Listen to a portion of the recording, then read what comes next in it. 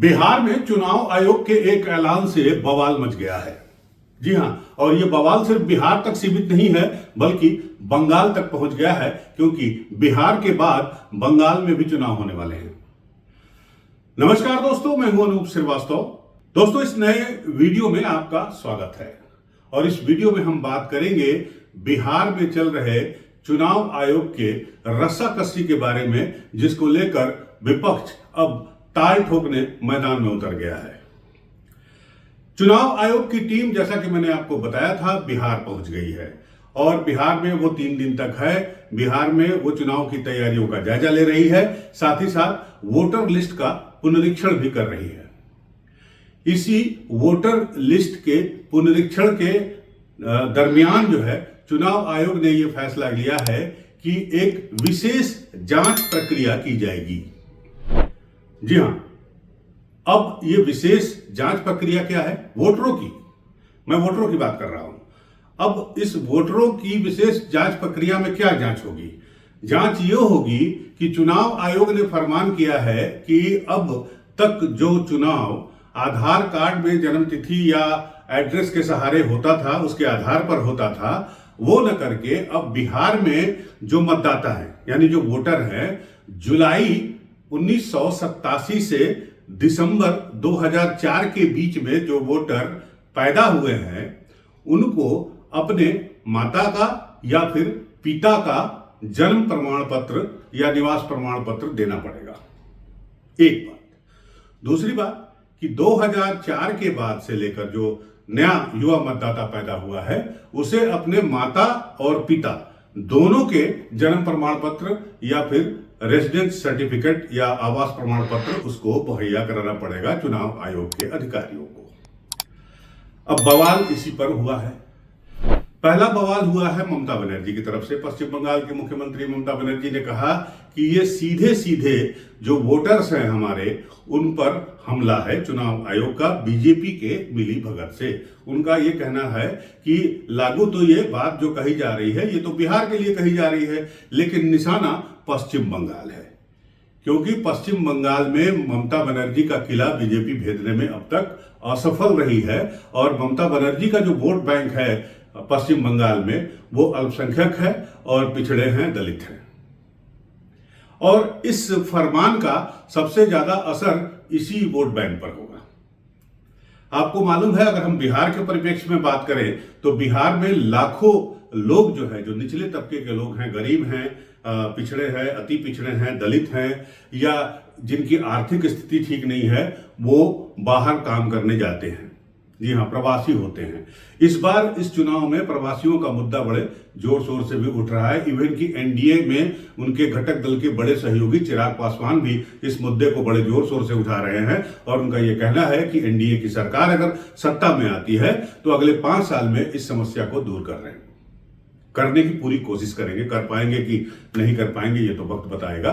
साथ ही साथ एक और चेहरा जो बिहार की राजनीति में बहुत तेजी से उभर रहा है, वो है प्रशांत किशोर पीके भी इस मुद्दे को बड़े जोर शोर से उठा रहे हैं और उनका ये कहना है कि पलायन जो है वो सबसे बड़ा इस चुनावी मुद्दा है, इस बिहार चुनाव विधानसभा चुनाव में, 2025 के विधानसभा चुनाव में, और पलायन रोकने की बात करनी चाहिए हर पार्टी को और हर सरकार को।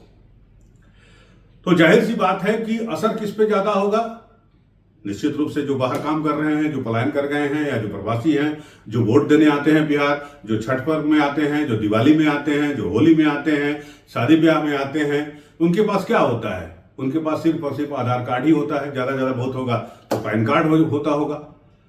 तो चुनाव आयोग की ये कसरत भारी पड़ेगी बिहार के उन लोगों पर जो बाहर रहते हैं, जो प्रवासी हैं, क्योंकि अब इतनी जल्दी, जबकि अब 3 से 4 महीने के बाद चुनाव शुरू होने वाले हैं, तो इतनी जल्दी ये प्रोसेस चुनाव आयोग कैसे पूरी कर पाएगा, इस पर सवाल उठा रहे हैं। तेजस्वी यादव ने भी अब इस मैदान में कूद पड़े हैं। तेजस्वी यादव ने कहा कि चुनाव आयोग महाराष्ट्र की तरह बिहार में भी धांधली करने की तैयारी में जुट गया है। क्या कहा तेजस्वी यादव ने, हम आपको बताएंगे, आप बने रहिए हमारे साथ।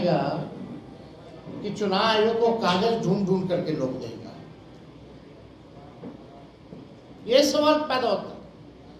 कई नदियां में पानी जो है बहुत तेजी से बढ़ रहा है, कई जगह अलर्ट किया गया है और इस मॉनसून के समय क्या लोगों के पास इतना समय है कि चुनाव आयोग को अपना कागज देगा?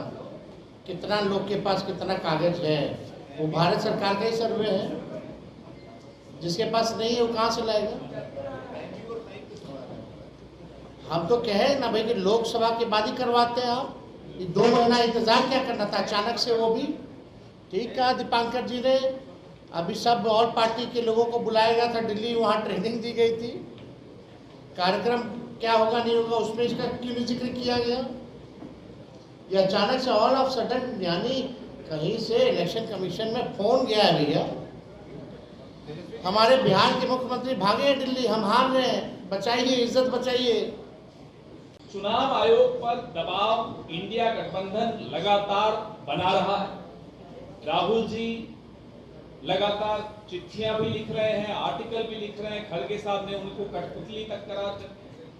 हमारे भाई तेजस्वी यादव जी लगातार दबाव बनाए हुए, हमारे इंडिया गठबंधन के बाकी साथी भी बनाए हुए। जवाब भारतीय जनता पार्टी से आता है।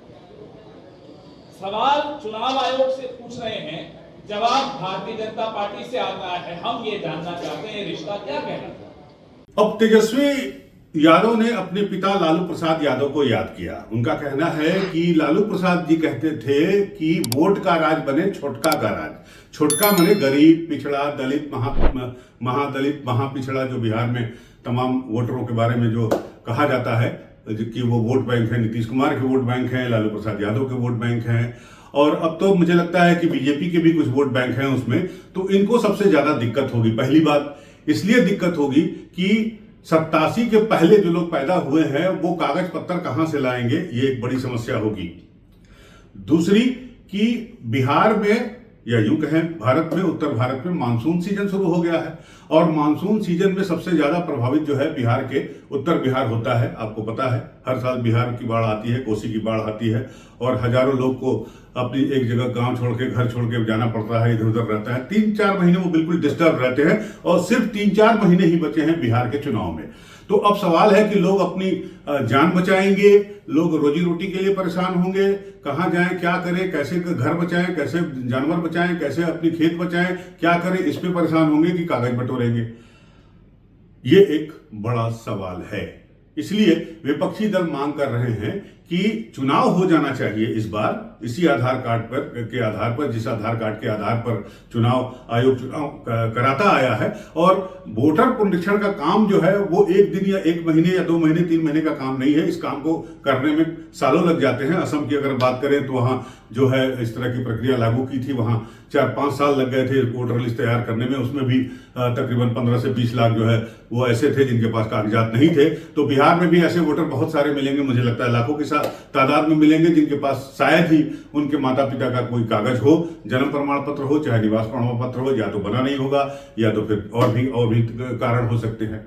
और तेजस्वी यादव की बात करें तो तेजस्वी यादव का कहना है कि ऐसे वोटरों की संख्या बिहार में 8 करोड़ है, यानी 8 करोड़ मतदाता जो है वो प्रभावित हो सकते हैं इस चुनाव आयोग के इस फैसले से। अब चुनाव आयोग ने किन परिस्थितियों में यह फैसला लिया, इस पर सवाल या निशान लगाए जा रहे हैं विपक्ष का। जैसा कि आपको मालूम है, कांग्रेस का कहना है कि महाराष्ट्र की कहानी जो है वो बिहार में दोहराने की कोशिश की जा रही है।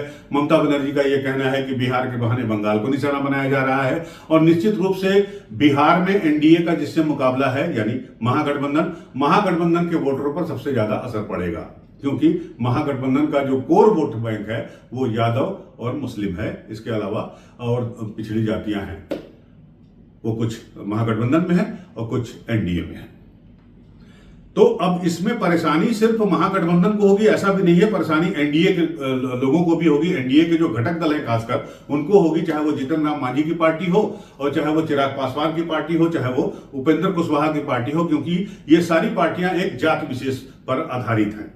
तो जाहिर सी बात है, अब चाहे महागठबंधन हो और चाहे जो है वो एनडीए हो, इनके जो घटक दल हैं या इनका जो जिनका वोट बैंक जो है जाति आधारित है, उनको भी मेहनत करनी पड़ेगी अपने वोटरों के लिए कागज जुटाने के लिए। तो ऐसी आशंका यह भी जताई जा रही है कि एनडीए के अंदर भी जो घटक दल बिहार में चुनाव लड़ रहे हैं एनडीए के घटक दल के रूप में, वो भी इसका विरोध कर सकते हैं। बहरहाल चुनाव आयोग के इस दौरे के साथ ही जो है ये सियासी प्याले में तूफान आ गया है। अब चुनाव आयोग क्या चाहता है, क्या नहीं चाहता है, इस पर तमाम तरह के सवाल उठाए जा रहे हैं। राहुल गांधी उसमें सबसे आगे रहे हैं। उनका यह कहना है कि महाराष्ट्र चुनाव जो है वो पूरा का पूरा महाराष्ट्र चुनाव जो है वो चोरी कर लिया गया। तो क्या बिहार में भी महाराष्ट्र की कहानी को दोहराने की तैयारी है? ये सवाल पूछ रहे हैं महागठबंधन के लोग, चाहे वो कांग्रेस से हो, चाहे वो आरजेडी से हो। ममता बनर्जी तो खैर तलवार लेकर खड़ी ही हैं। बहरहाल जवाब चुनाव आयोग को देना है कि आखिर आखिरी मोमेंट पर 11th आवर में इस तरह का फैसला क्यों लिया गया, और क्या वोटर जो पुनरीक्षण का काम है, मतदाता पुनरीक्षण का काम है, वोटर लिस्ट को सही करने का काम है, दुरुस्त करने का काम है, वो इतनी जल्दी कैसे संभव होगा? तो ये एक सवाल है जिसका जवाब चुनाव आयोग को देना है। बनी रहेगी नजर हमारी कि चुनाव आयोग इस पर क्या कदम उठाता है, विपक्ष जो है वो क्या इसमें किस तरह से लामबंद होता है, और विपक्ष क्या करता है, ये भी देखने वाली बात होगी। बनी रहेगी हमारी नजर, आप भी हमारे साथ बने रहिए। मिलते हैं आपसे अगले नए वीडियो में। अगर आपको ये वीडियो पसंद आया हो तो हमारे चैनल को लाइक, सब्सक्राइब करना बिल्कुल मत भूलिएगा। मिलते हैं आपसे अगले वीडियो में, तब तक के लिए नमस्कार, जय हिंद।